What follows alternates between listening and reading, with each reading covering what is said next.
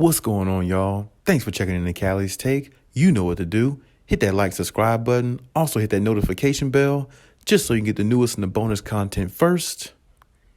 But hey, let's just go ahead and jump right in. You know, it looks like the Clippers have waived or let go one of their young and upcoming players.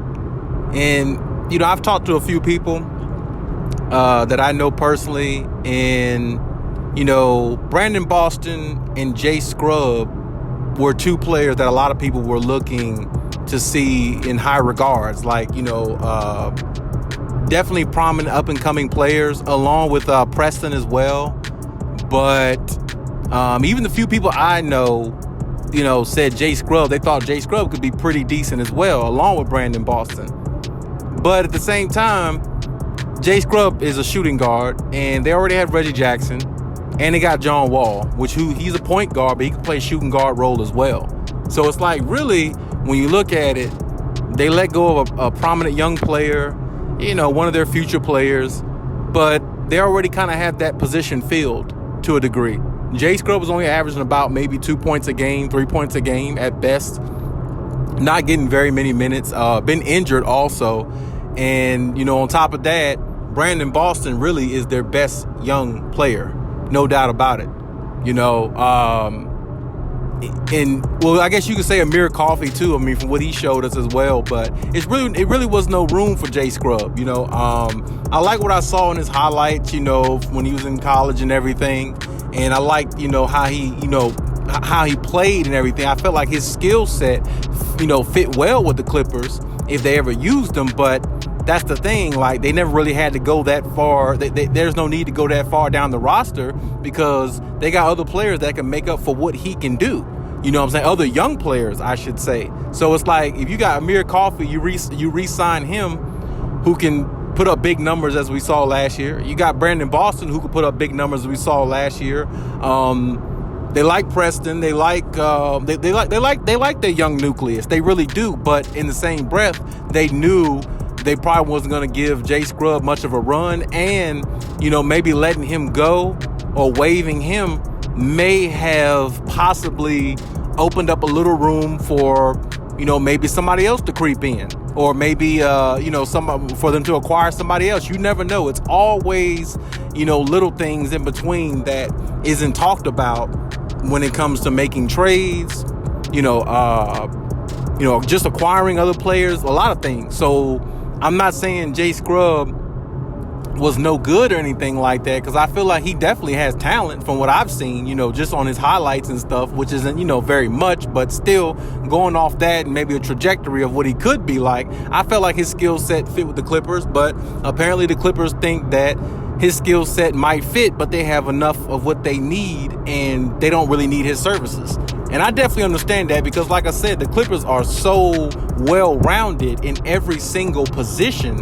They don't really have to, you know, they can afford to let go of a young player like him if they got a Brandon Boston. You know what I'm saying? If they got an Amir Coffey, they can afford to let go of a young player like him because those two players make up for more than well enough than what Jay Scrubb does, apparently, because, as I said, to me, Brandon Boston is the best young player that they have currently on the roster, maybe besides Amir Coffey. But Brandon Boston is the best young player to me because he has more all-around game. Amir Coffey, I feel like he can score, you know, and that's definitely good. But I feel like Brandon Boston can do a little bit of everything, you know, pass, shoot, handle the ball, you know, all that, you know what I'm saying, and score, you know what I'm saying. So, like I said, maybe it's one of them situations they were so impressed with the other young guys on their team, they didn't feel like Jay Scrubb was, available to keep. You know, maybe they felt like they got enough of what they need and in their young nucleus, and that's it. You know what I'm saying? And I hate that for Jay Scrubb because I feel like, you know, if he would have stayed with the Clippers, he would have had an opportunity to not only, you know, better his game just by being in practices and all those things with Kawhi and PG and John Wall, but at the same time, you know, he would have had opportunity at a very young age to be a part of a possible championship team. You see what I'm saying? And winning a championship at a young age, you know, as young players, they may not really view it like, oh man, I just won a championship, I'm going to get, this is great or something like that. But it's good for a player to win a championship, especially at a young age, because there's no guarantee you're going to win it going forward. Anytime you have opportunity to win a championship, you definitely want to stay a part of that roster and be a part of, the moment of, what happens for that team, or the special season that happens for that team. And I would have liked, Jay Scrubb to, definitely be a part of this team going forward, because I think they definitely have, of course, championship aspirations, but they definitely are amongst the top teams in the NBA that can win it all. So, I mean, just the experience of winning it, Jay Scrubb might not experience that, not unless he goes to another team that does win it, which would be good for him. And maybe he might get more opportunity to play as well, because with the Clippers, I just didn't see him getting too much opportunity to play, not unless maybe, one of the others got injured, like maybe Brandon Boston got injured or something like that, or whatever the case may be. But I mean, if that's the case, if you look at it, I mean, as much injuries they had last year, he didn't even, he was hurt, I think, last year, so I can't really say much. But I don't know how much playing time he would have got anyway. But like I said, my best wishes go out to him, and hopefully, he lands on another team and lands on his feet, and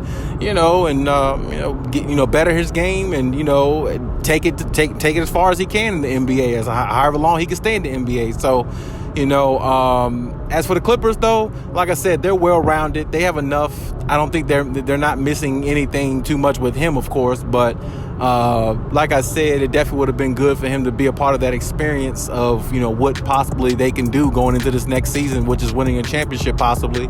But it just didn't work out that way. And, the Clippers are moving on, of course. And as I said before, the Clippers could be opening up another door to get another piece. You never know.